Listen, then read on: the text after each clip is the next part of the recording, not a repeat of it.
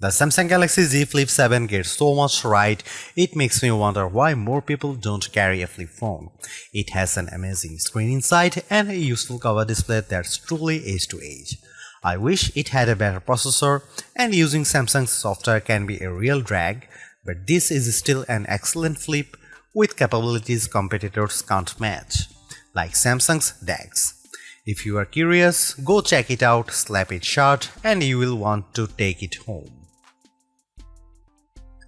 The Galaxy Z Flip 7 starts at $1,099 which is the same price as last year's Z Flip 6. The price seems reasonable to me considering that you are getting two displays for the price of one, plus glass that bends in half like a dang magic trick.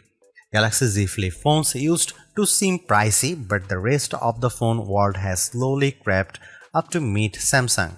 And now $1,099 actually seems fair, especially if you are getting this phone from your carrier with a steep discount.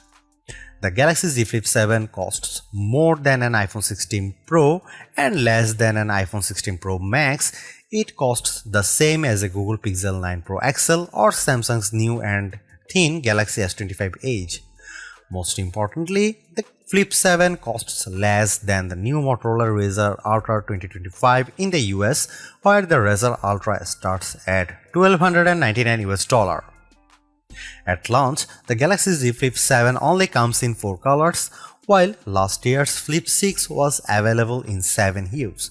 Mint and color red are exciting. Jet black and blue shadow are more staid. I wish Samsung would try something unique with its materials and finish, but it likes to dress the entire product family in the same sweater for holidays portraits, so all the Galaxy phones look alike finish-wise. When Samsung admitted that the Galaxy Z Flip 7 would use its own Exynos 2500 processor instead of the Snapdragon 8 Elite for Galaxy found in every other flagship Galaxy phone this year, it was like a record scratch moment from a comedy show. Rumors suggest this would have been the CPU inside every Galaxy S25 phone, but Samsung changed its plan late in the game on those phones. Instead, this new Samsung chip debuted in the Galaxy Z Flip 7. The display is bigger this year, up to 6.9 inches for the internal display from 6.7 inches last year, and the phone is 4mm wider to accommodate this. Otherwise, the specs are mostly unchanged from the Flip 6, 12GB of RAM, a 50MP wide camera, and a 12MP ultra wide, Wi-Fi 7, Gorilla Glass Victus 2 on the back cover. The battery is larger this year, but maybe not as big as it needs to be. After years of me complaining that the Galaxy Z Flip wasn't using enough of its cover space for the front screen, Samsung finally listened. The 4.1-inch screen on the front of the Galaxy Z Flip 7 takes up every possible inch. Samsung says it has the thinnest bezel ever on a Galaxy phone. The Flip 7's cover screen looks like the future of phone displays, and I am excited for the internal screen to catch up with a bezel this slim. Otherwise, the phone is a standard 2025 Galaxy model. It has flat sides with the power and volume buttons on the right. The power key acts as an effective fingerprint scanner, though it's more recessed than the power button on other Galaxy phones, and it was hard to find in the dark. I could rave about the new cover display again, but I will start with the impressive inner screen because the Galaxy Z Flip 7 has been very satisfying to use thanks to this exceptionally bright and clear AMOLED.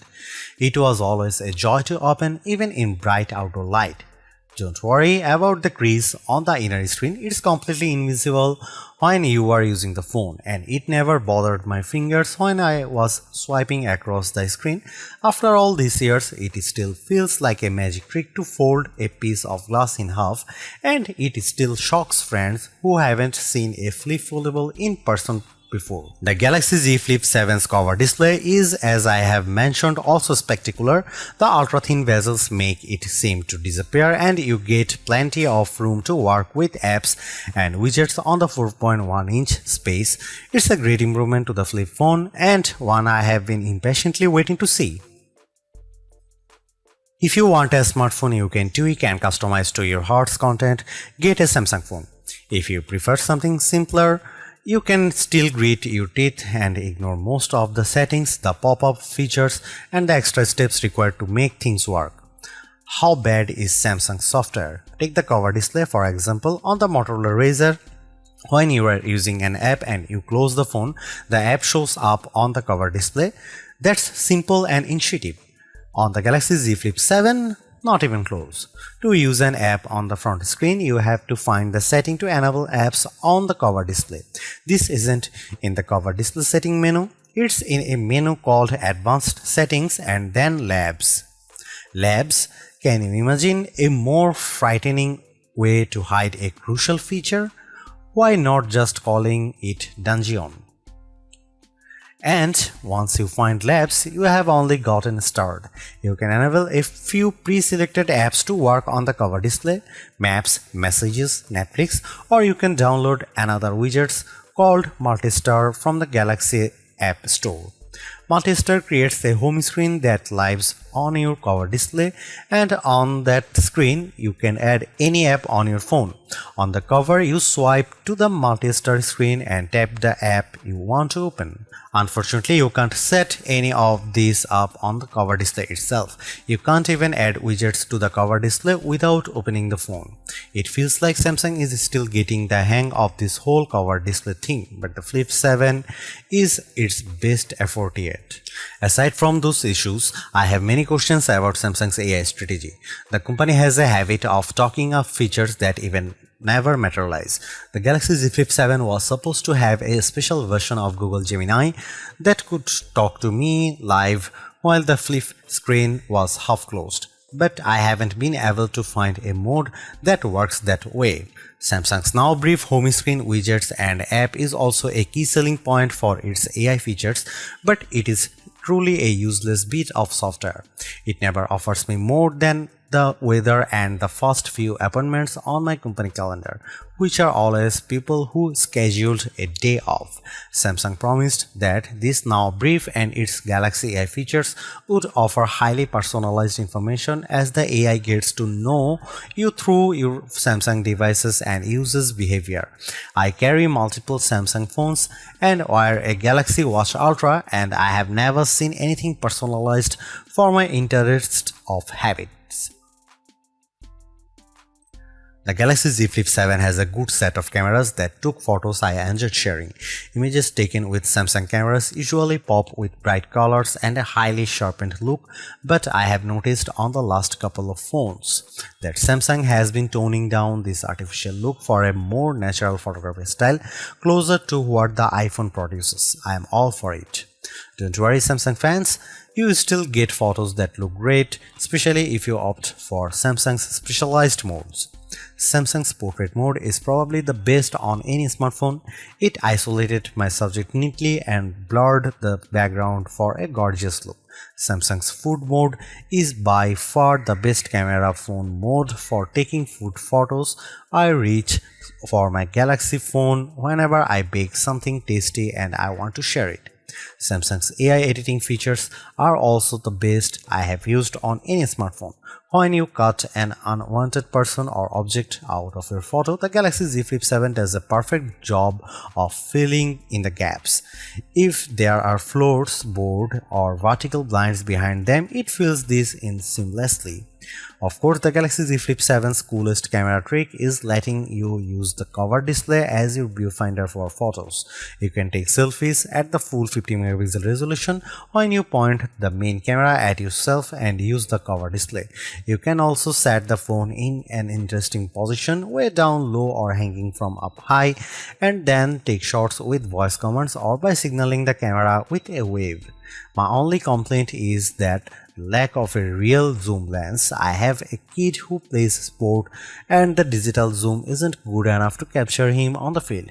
If you take photos from far away often, you will miss the lack of real zoom. Maybe Samsung should try a zoom camera instead of an ultra-wide on the Flip 8. Here are some camera samples of the Samsung Galaxy Z Flip 7.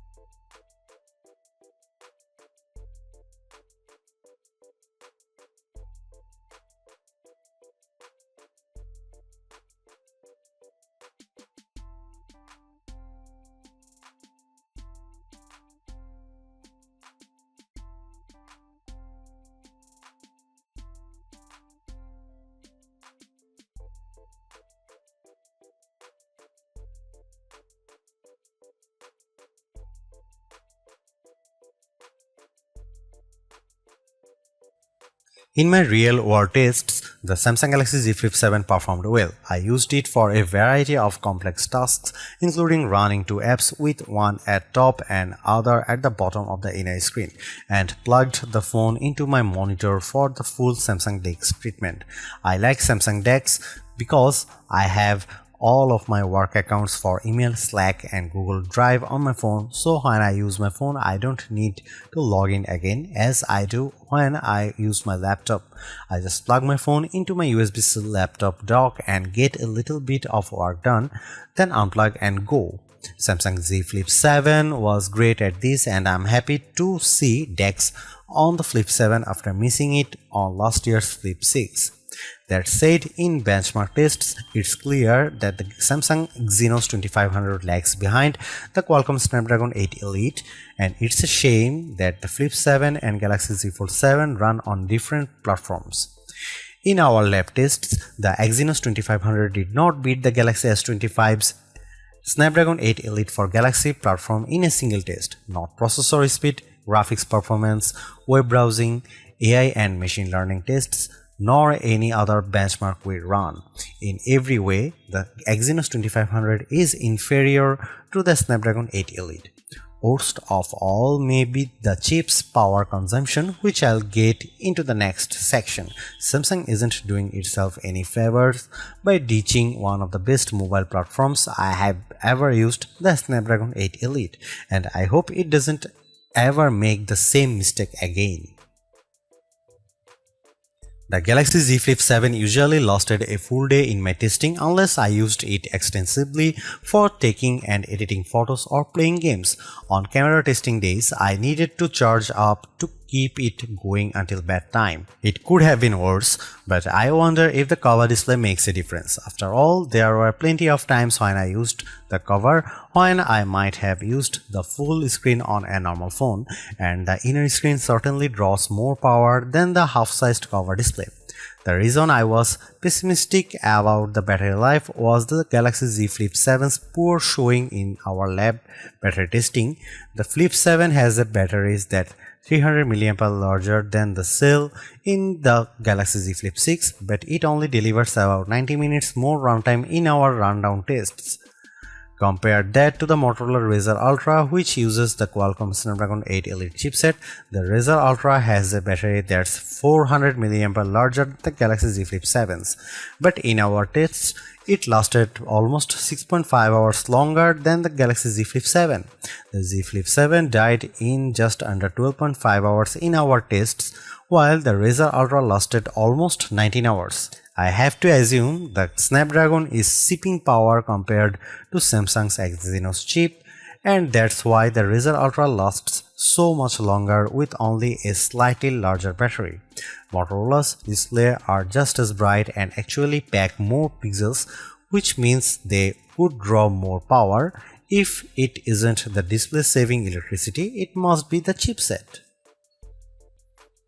In the end, while not absolutely perfect, the Galaxy Z Flip 7 represents a major step forward for Samsung's pocket-sized foldable series. The compromises are smaller to the point where they are easy to ignore. It's a great all-rounder, has a much better covered screen, better camera performance, and an internal screen that's not too narrow. I really like it. You could argue that Motorola Razr 60 Ultra makes better use of the cover screen, and I'd agree with that assessment, but with the build quality, display quality, software optimizations, and improved cameras, the Galaxy Z Flip 7 is much closer to competing with Motorola's Super Clamshell. And in some ways, it's actually better. This is a wonderful phone and one that's a joy to use.